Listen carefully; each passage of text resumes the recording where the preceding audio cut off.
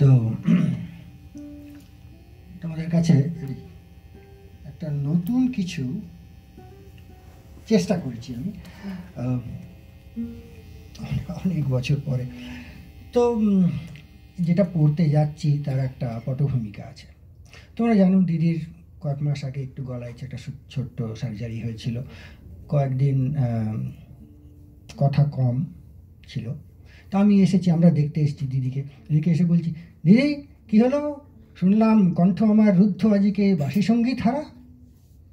দিদি উত্তরটা দিলেন, কণ্ঠরুদ্ধ, খুব খুব শান্ত গলায় বললেন, কণ্ঠরুদ্ধ কিন্তু বাঁশি সঙ্গীত হারা নয়। কথাটা আমাকে নাড়া দিয়ে গেল। আমি ভাবছি, খালি ভাবছি, কথাটার গভীরতা আছে। খেয়াল করে দেখো, একটা শব্দ না বলেও, একটা কথা না বলেও অনেক কথা বলা যায়। মনের মধ্যে বাঁশি সঙ্গীত কিন্তু চলতেই পারে। প্রশ্ন আসছে, নিজের মনেই প্রশ্ন আসছে, এই বাঁশি সঙ্গীত কোথা থেকে এলো, কে বাজায় মনের মধ্যে বাঁশি সঙ্গীত। আরও চিন্তা আসছে মনের মধ্যে। আমাদের শাস্ত্রে শব্দের 4টে ভাগ আছে, বোধহয় তোমরা জানো, পরা, পশ্যন্তি, মধ্যমা, বৈখরি, সেসব আসছে। আমি ভাবনা চিন্তাগুলো গুছিয়ে লেখার চেষ্টা করলাম, এই প্রশ্নগুলো উত্তর দেওয়ার চেষ্টা করলাম, যে বাঁশি সঙ্গীতটা কি, কে বাজায়, কোথা থেকে আসে।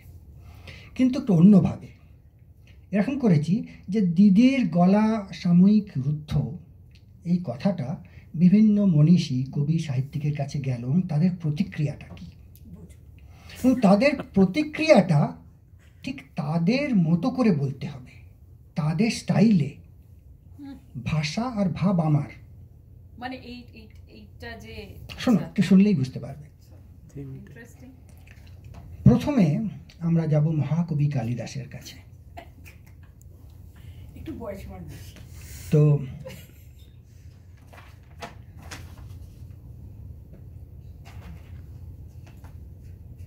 কালিদাস বিকেলবেলায়, সন্ধে হয়ে আসছে, শিপ্রার তীরে বসে আছেন। একটা সূক্ষ্ম মসলিনের পর্দার মতন সন্ধ্যা নেমে আসছে শিপ্রার বুকে।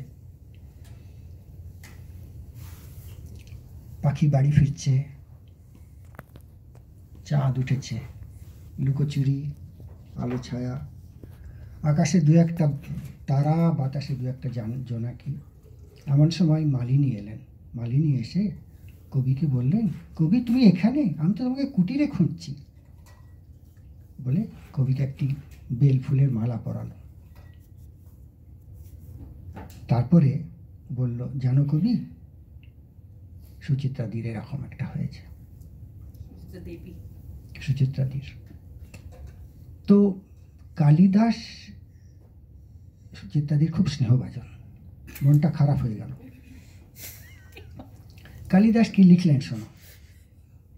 আর যা, কশ্চিদপি জিমুতেনাবৃতমিন্দুমিব যদি মৌনশিস্তবসরম দৃশ্যন্তি তথোপবনানি রিক্তানৈব পুষ্পহীনাঞ্চ বসন্তাগমপরঃ। আচ্ছা, কালিদাস বললে আমরা কি বুঝি? কালিদাসের স্টাইল কি? কালিদাস যদি পড়ো, পদের মাধুর্য অপূর্ব, তার ছন্দ, মন্দাক্রান্তা মালিনী ছন্দ, আর উপমা, উপমা কালিদাসস্য। আমি তো কালিদাসের মতো পদমাধুর্য, মন্দাক্রান্তা লিখতে পারবো না, আমি উপমাটা এনেছি। কেমন করে এনেছি শোনো। আর যা, কশ্চিদপি জিমুতেনাবৃতেন্দুমিব, কশ্চিদপি জিমুতেন আবৃত ইন্দুমিব, যেন মেঘে ঢাকা কখনো কখনো চাঁদের মতো, যদি মৌন অশিস্তব স্বরম, তোমার স্বর যদি মৌন হয় তখন কি মনে হয়? তথা উপবনানি রিক্তানৈব পুষ্পহীনাঞ্চ দৃশ্যন্তি বসন্তাগমপরঃ, যেন বসন্ত আসার পরেও উপবন রিক্ত, পুষ্পহীন, সেরকম লাগে। এটি হচ্ছে উপমা দিলীপ দাসস্য। তো অনেকদিন পরে সংস্কৃত লিখছি। এইবারে আমরা যাব চর্যাপদের কবিদের, চর্যাপদের সিদ্ধাচার্যদের কাছে। সিদ্ধাচার্যদের কাছে গেছি, দুই সিদ্ধাচার্য ভসুকুপাদ আর কাহ্ন নৌকোতে গঙ্গার তীরে কথা বলছেন। আমি শোনার চেষ্টা করছি, তাদের একটা বাণী নিতে গেছি, একটা কথা বুঝতে পারছি না, খালি মাঝে মাঝে আসছে সদ্গুরু ইত্যাদি। মনে হচ্ছে তারা কোনো গোপন সাধনার কথা বলছেন। এমন সময় পায়ে লেগে একটা পাথর গঙ্গায় পড়লো, আওয়াজ হলো, অমনি নৌকার মধ্যে থেকে আওয়াজ এলো, গম্ভীর আওয়াজ। আমি তো ভয় পেয়ে গেলাম, এ বুঝি অভিশাপ টভিশাপ দেয়, কি বানিয়ে দেবে, কেঁচো না গঙ্গার ঢেউ বানিয়ে দিল। সারা জীবন কুলে মাথা কুটে মরবো, পালিয়ে এসছি সেখান থেকে, রিস্ক নিইনি। এইবারে গেলাম চণ্ডীদাসের কাছে, বড়ু চণ্ডীদাস।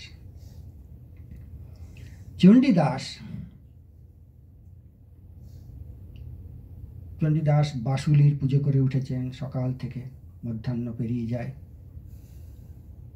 কপালে রক্ত তিলক, বাহুতে বুকে চন্দনের ছাপ।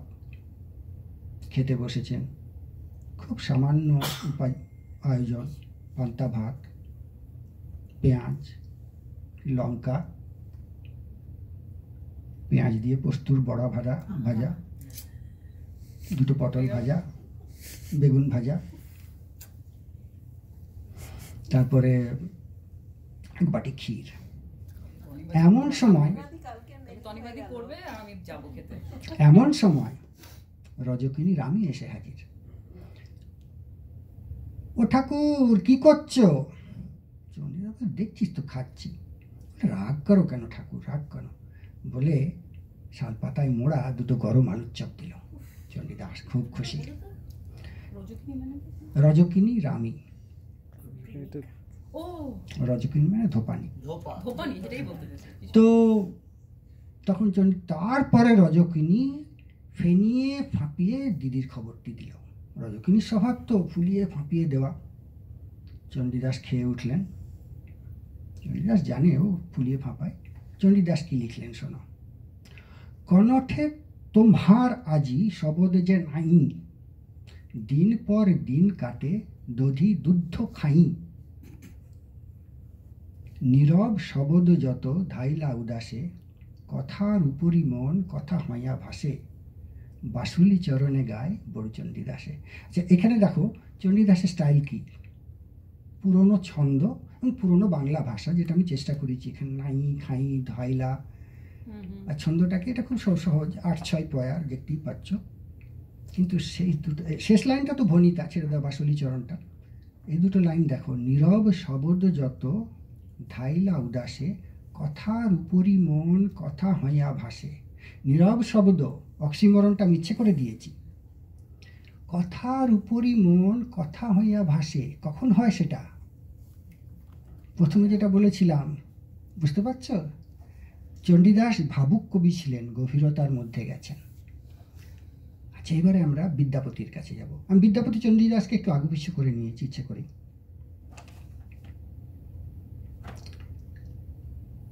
এই যে গল্পগুলো বলছি না, লিখে আনি না, একটা করে ক্লু লিখে আছে, ছিন্নপত্র। বিদ্যাপতির ক্লু হচ্ছে ছিন্নপত্র।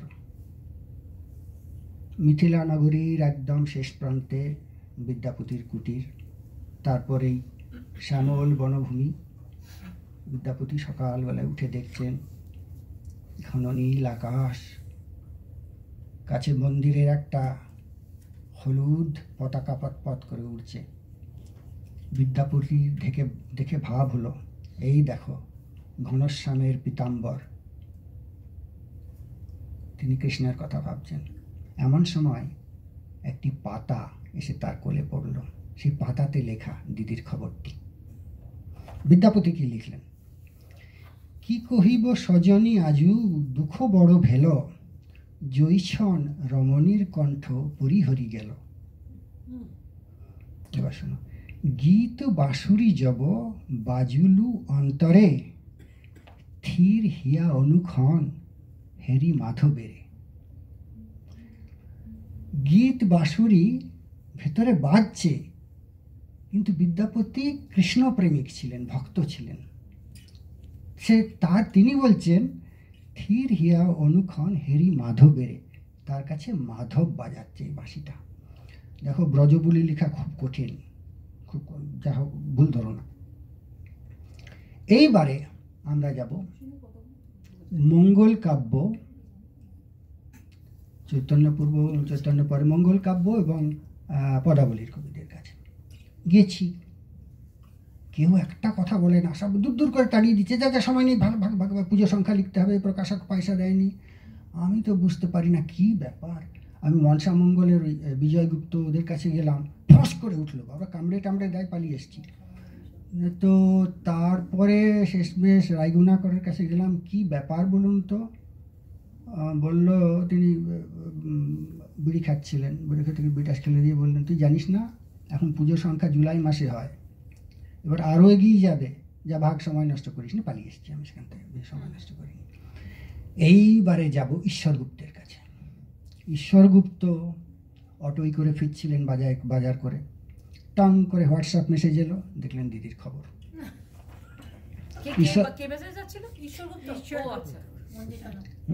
ঈশ্বরগুপ্ত মেজাজ খুব ভালো সেদিন, সংবাদ প্রভাকরের খুব কাটতি, খারাপ খবর ভালো লাগে না, দিদিকে খুব স্নেহ করেন। তিনি লিখছেন, আসন্ন শীতের কাল, পর্ণে পূর্ণ ধরা, এত ভঙ্গ কণ্ঠ তবু তবুর মন রঙ্গে ভরা,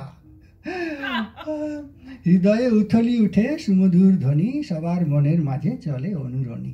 আচ্ছা দেখো, এই যে কবিতাগুলো লিখছি না, এটা একটা ক্লু দিয়ে দিচ্ছি। ঈশ্বরগুপ্তর কোন কবিতা এটা? পৌষ পার্বণ, তোমরা জানো। আসন্ন শীতের কাল, শস্যে পূর্ণ ধরা, এত ভঙ্গ বঙ্গদেশ তবু রঙ্গে ভরা, এত ভঙ্গ বঙ্গদেশ তবু রঙ্গ ভরাতে জানো তো ঈশ্বরগুপ্ত। এই ক্লুগুলো আছে মাঝে মাঝে, এই ক্লু। এইবারে যাব আমরা তারই সমসাময়িক বিদ্যাসাগর মশাইয়ের কাছে। বিদ্যাসাগর মশাই ঈশ্বরগুপ্ত 2-3 আগেই সংবাদ প্রভাকরে অনেক গালিগালাজ দিয়েছেন, মনটা খারাপ। তারপরে সেদিন সাহেব আসার কথা, উনি চটি জুতো শুদ্ধ পাটি টেবিলের উপর তুলে দিয়ে সাহেবের অপেক্ষা করছেন, সাহেব আসে না, সাহেব আসে না, সাহেব আসে না। পা ব্যথা হয়ে যাচ্ছে, যে পা নামালে যদি সাহেব চলে আসে। আমি গিয়ে বললাম, বিদ্যাসাগর মশাই আমি বাইরে দাঁড়াচ্ছি, সাহেব আসলে শীষ দেবো, আপনি পা নামান। বিদ্যাসাগর মশাই পা নামিয়ে বলে, এবার একটু ইমেলটা চেক করি। ইমেল চেক করতে গিয়ে দেখলেন দিদির খবর। আচ্ছা, বিদ্যাসাগরের স্টাইল কি? বিদ্যাসাগরীয় গদ্য, সংস্কৃত ভাষা, আর বিদ্যাসাগর নারী দরদি।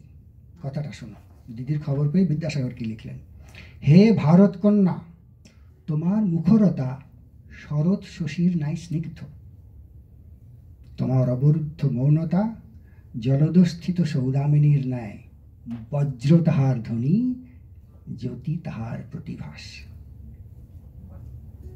বুঝতে পারছো? তোমার মৌনতাটা মেঘের মধ্যে থাকা বিদ্যুতের মতো, বজ্র তাহার ধ্বনি, জ্যোতি তাহার প্রতিভাস। এটা লিখে নিজেই খুব ভালো লেগেছিল। এইবারে যাব মাইকেলের কাছে। মাইকেল মধুসূদন দত্ত সন্ধেবেলায় সামনে একটি মোমবাতি জ্বলছে, চুপ করে বসে আছেন, সব খোলা আছে বোতল, খেতে ইচ্ছে করছে না। গতকালই শ্রীরামকৃষ্ণের সঙ্গে দেখা হয়েছে, তাই মনটা খুব খারাপ। আমার সঙ্গে গৌরমোহনের ফোন, গৌর ফোন করে বলছে, মধু জানো, বলে দিদির খবরটা দিলেন। মাইকেল কি লিখলেন, ভদ্র মৌন কণ্ঠ তব করিয়াছে মোরে বাকরুদ্ধ, সরাহত মৃগপতি যথা মুখ তৃষাতুর, চলে সরসী সকাশে। আচ্ছা দেখো, মাইকেলের না মাইকেলের সিগনেচার কি? মাইকেলের সিগনেচার হচ্ছে তার অক্ষরবৃত্ত, অমিত্রাক্ষর ছন্দ, পদমধ্যে জ্যোতি, গুনে গুনে 14 মাত্রায় লিখেছি, গুনে গুনে 14 মাত্রা। আরও আছে, মাইকেল খুব উপমা দিতেন, একটা বলছি, কপোত কপতি যথা উচ্চ বৃক্ষ চূড়ে, বাঁধিনীর থাকি সুখে ছিনু ঘোর বনে, নাম পঞ্চবটি মর্তে সুরবন সম। এই উপমাগুলো দ্বিতীয় লাইনে আছে।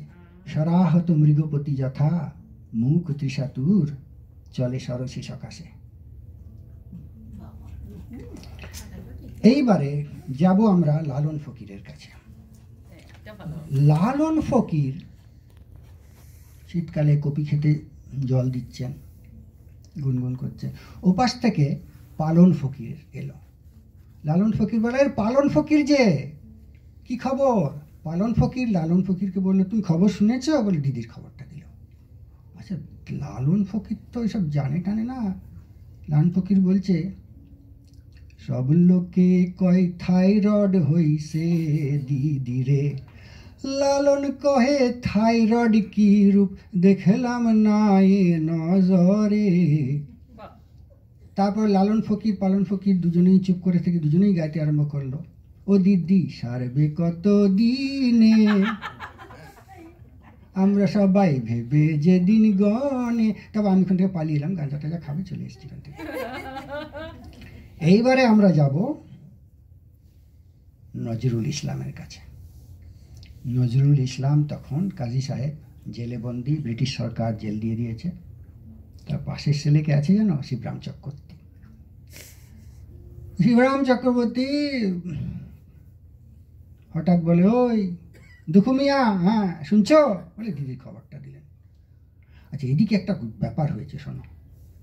জেলার শিবরাম চক্রবর্তী আর নজরুলকে কাগজ, লেখার কাগজ জোগাড় দিতে জেরবার, রোজ দিস্তে দিস্তে লিখছে দুজনে। তো কথাটা শুনেই নজরুল একটা কাগজ টেনে নিয়ে খসখস করে লিখলেন। শিবরাম সেই কাগজটা টেনে নিয়ে বলে, এই দেখো কাজী কি লিখেছে শোনো। অবরোধ, না শিবরামের মতন করে বলতে হবে। হ্যাঁ, রুদ্ধ কণ্ঠের ক্রুদ্ধ সঙ্গীত বলে শিবরাম পড়ছেন। হে বীর, এখন কণ্ঠ তোমার স্থির, জাগিলে কণ্ঠ হঠাৎ করিয়া, স্বর্গমর্ত দুলাইয়া দিয়া, বদমাসগুলা নোড়া ধরিয়া করিয়া দিবে ঢিঠ, কখন সকলে হবে অস্থির। এদিকে নজরুল না মিটমিট করে হাসছেন, আর সবাই শুনছে। নজরুল বলছে, এই এটা শিবরামের নিজের লেখা, ওটা আমার না। তো নজরুল নিজের লেখাটা শোনালেন। হে বন্ধু, কেন কণ্ঠ তোমার স্থির, জাগুক কণ্ঠ উঠুক ধনিয়া, সমুদ্র গম্ভীর, শত সিন্ধুর কলরোল জুড়ি, দিকে দিগন্তে দিক আজ পারি, চূর্ণ হবে যে কারা প্রাচীর, জাগিবে মহাস্থবির। আচ্ছা, এটা কোন কবিতার অবলম্বনে লিখেছি বুঝতে পারছো? বিদ্রোহী। বলো বীর, বলো উন্নত মম শির, শির নাহারি আমারি নত শির ওই শিখর হিমাদ্রির, বলো মহাবিশ্বের মহাকাশ ফাড়ি, চন্দ্র সূর্য গ্রহ তারা ছাড়ি, দুলোক ভুলোক দুলোক গোলক ভেদিয়া, খোদার আসন আরশ ছেদিয়া, উঠিয়াছি চির বিস্ময় আমি বিশ্ববিধাত্রীর, মম ললাটে রুদ্র ভগবান জলে, রাজ রাজ টিকা দীপ্ত জয়শ্রী। এই দেখো, এই নজরুলের এই ভাষার গাম্ভীর্যটা আনতে হবে সব থেকে বড়। এই পৌরুষ, এই দৃপ্ত ভঙ্গি, এটা চাই। আর কি চাই?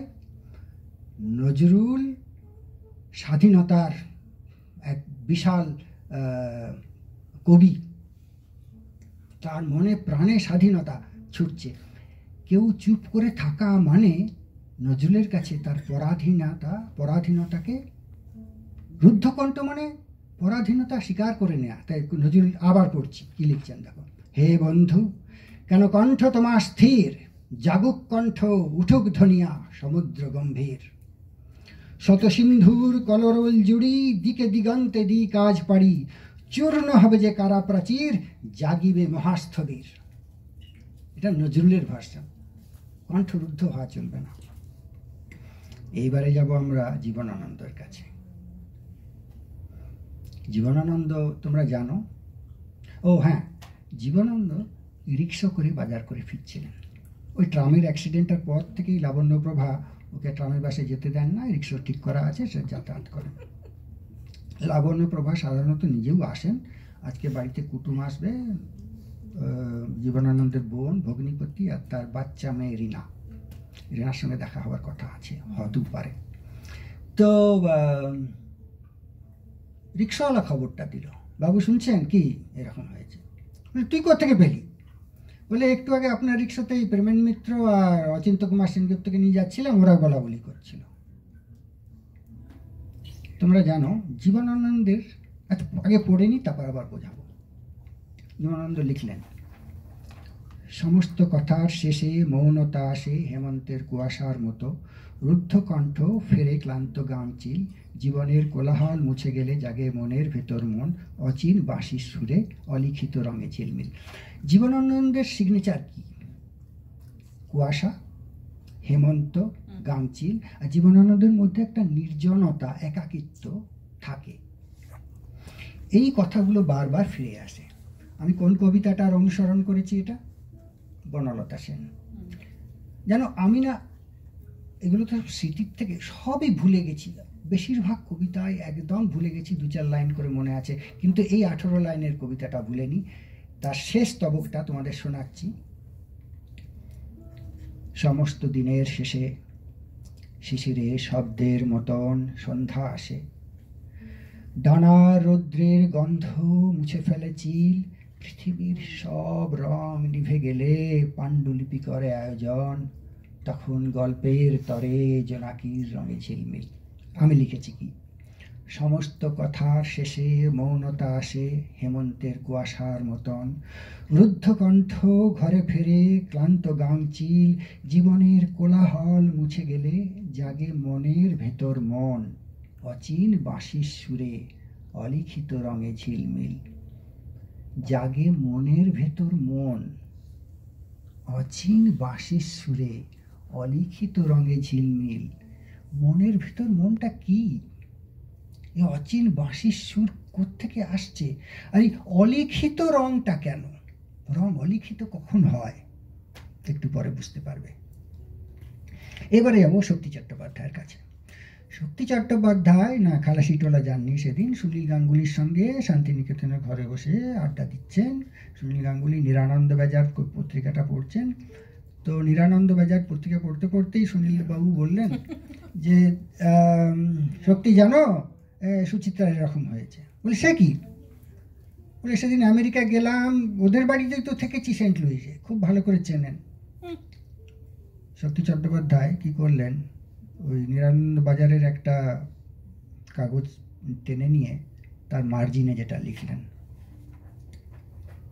শব্দ যখন থামলো আমার নিজের, আচ্ছা আগে আসল কবিতাটা বলে নিই।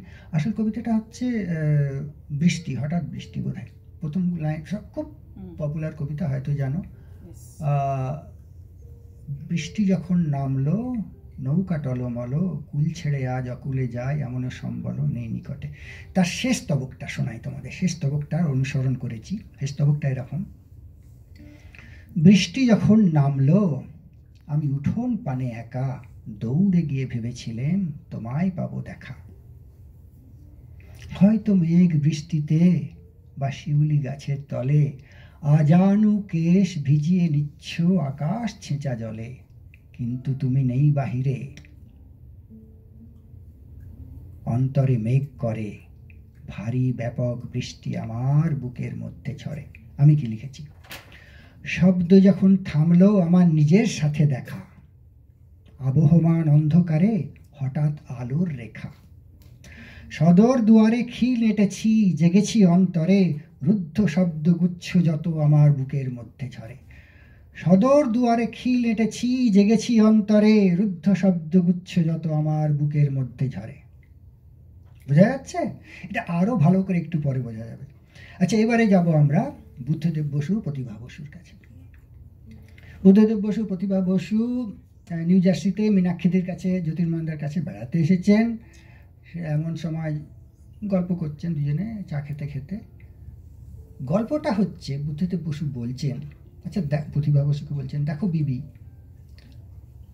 এখন সংস্কৃতিটা, বাংলা সংস্কৃতিটা কেমন হয়ে গেছে, কেমন?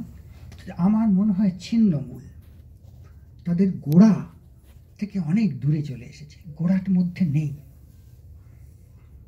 এখন কচুরি পানার মতন ভেসে ভেসে বেড়ায়, একটা সাময়িক উত্তেজনা, ক্ষণিক আনন্দ, তারপরে আরেক জায়গায় এক ঘাট থেকে লও শূন্য করে দাও অন্য হাটে, সেই অবস্থা। প্রতিভা বসু বললেন, ঠিকই বলেছ, সংস্কৃতির অবস্থা এরকমই। সেই সময় মীনাক্ষীদি ছুটে এসে বললেন, বাবা শুনেছ এরকম। প্রতিভা বসু, মীনাক্ষীদি আর জ্যোতির্ময়দার সঙ্গে খুব ভালো আলাপ, বহু পুরনো লোক।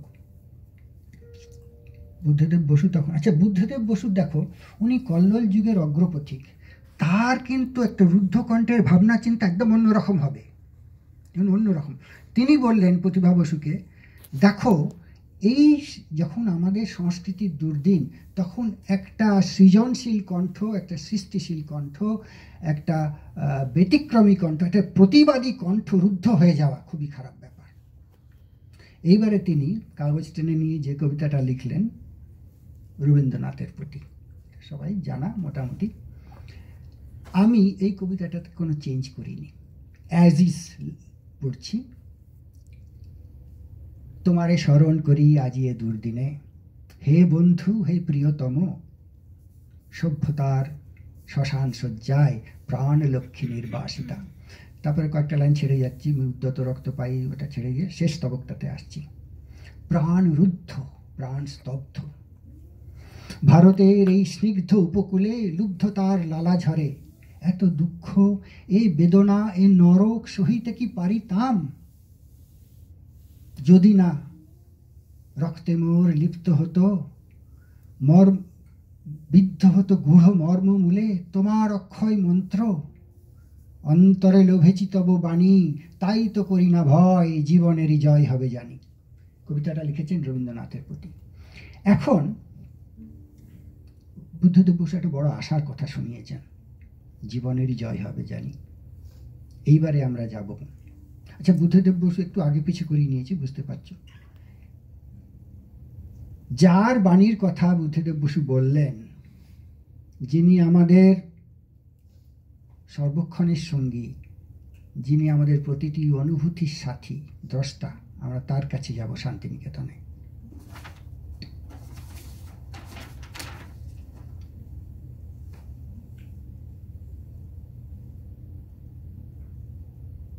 কবি হাঁটছেন, বিকেলবেলা হাঁটতে বেরিয়েছেন, আলখাল্লা, মাথায় টুপি। কয়েকদিন ধরে শরীরটা খারাপ ছিল, পুত্রবধূ জোর করে একটা শাল দিয়েছেন। আস্তে আস্তে হাঁটছেন, আমার সঙ্গে দু চারটে কথা বলছেন। এমন সময় বনমালী দৌড়ে এলো, বললো, বাবা ঠাকুর, বাবা ঠাকুর, কি রে, খবর শুনেছেন? বলে, দিদির খবরটা দিল। কবিগুরু বললেন, তোকে কে দিল এই খবর? না, অমিয় বাবু, অমিয় চক্রবর্তী, কবি অমিয় চক্রবর্তী তার সেক্রেটারি ছিলেন। বলে, আচ্ছা ঠিক আছে। কবিগুরু কিছুক্ষণ পশ্চিমে ঢলে পড়া সূর্যের দিকে চেয়ে থেকে আমাকে জিজ্ঞাসা করলেন, আচ্ছা বলতো, কণ্ঠ রুদ্ধ হলে কি স্বর রুদ্ধ হয়? আমি বললাম, গুরুদেব, বিলক্ষণ হয়। এই তো কিছুদিন আগে সর্দিতে আমার গলা একদম বুঝে গিয়েছিল, কথা বলছি ফোঁস আওয়াজ বেরোচ্ছে, হ্যাঁ, আর বাড়ির সব লোক খুব খুশি, আমার কথা বন্ধ, সবার খুব খুশি। কবিগুরু হেসে বললেন, না।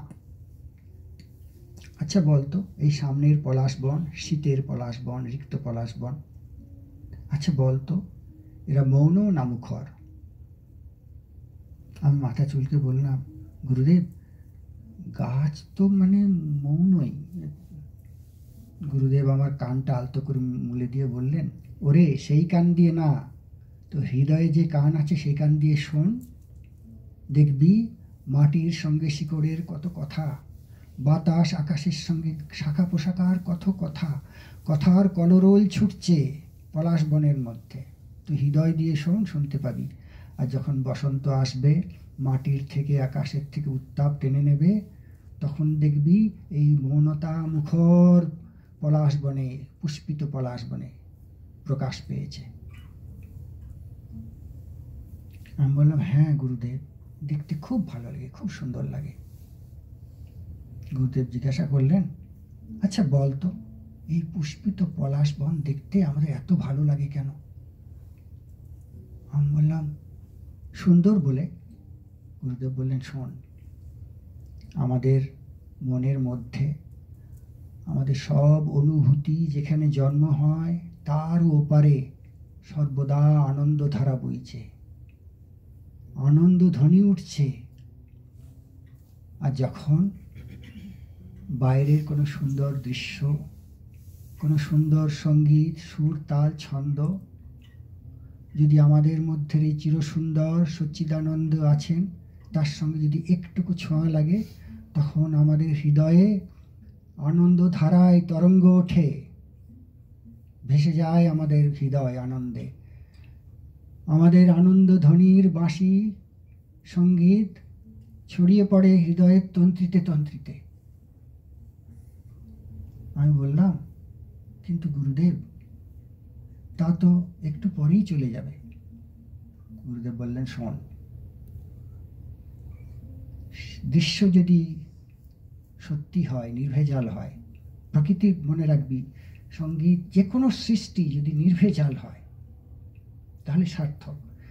প্রকৃতির দৃশ্য নির্ভেজাল, মানুষের সৃষ্টি যখন নিজের অনুভূতির উপলব্ধির গোড়া থেকে আসে, তার ভিত্তি যদি আনন্দের ধারার উপরে হয়, তাহলে জানবি সার্থকতা। আরো ছোট্ট কথাই বলছি, যখন কোনো সৃষ্টি, মানুষের সৃষ্টি, মনের আনন্দ ধারা, আনন্দ ধ্বনিকে খোঁজার চেষ্টা করে, তখন সেই সৃষ্টি সার্থক। আর যদি কেউ সেই আনন্দ ধারা খুঁজে পায়, তাহলে বলে কবি চুপ করে রইলেন দিগন্তের দিকে চেয়ে, যেন অন্য জগতে। আমি খাতা কলম ছিল, এগিয়ে দিলাম।